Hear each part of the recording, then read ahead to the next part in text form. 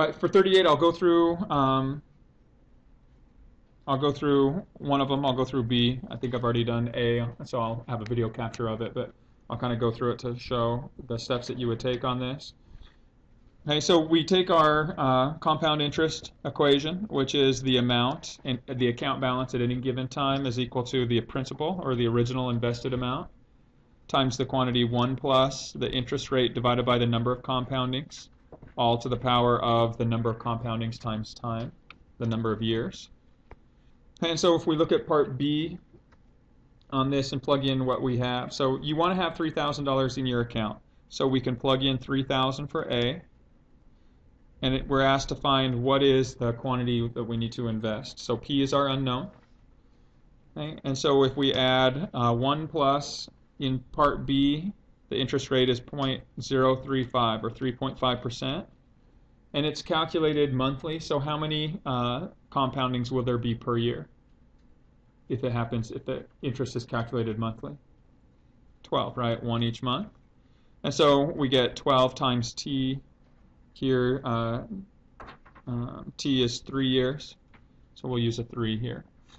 Okay, so what I would do is I just use the solve feature of your calculator and solve for this. I'm going to replace the P with X when I type it in, just for the sake of ease.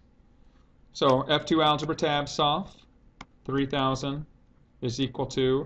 Now I'm gonna go through something that a lot of you guys had questions with. My other class had questions too.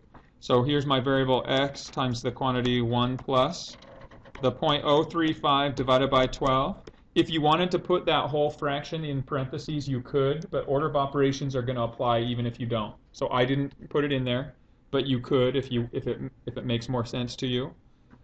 Okay, and then that's all to the power of. Now here though, if you leave this as 12 times 3 and don't do the mental calculation yourself, you do need to have the parentheses are required for this. Otherwise, order of operations would not be met.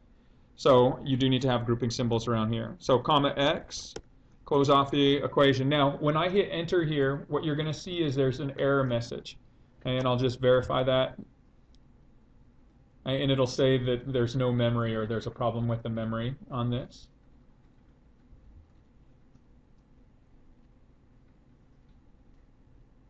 All right, so it gave you an error for memory. Now the reason for that is right here. The calculator doesn't understand that this is implied multiplication. So what you need to do is you need to explicitly multiply that quantity, so x times the parentheses grouping, and if you do that, you get your solution. In this particular case for part B would be 2701 and 39 cents would be your answer.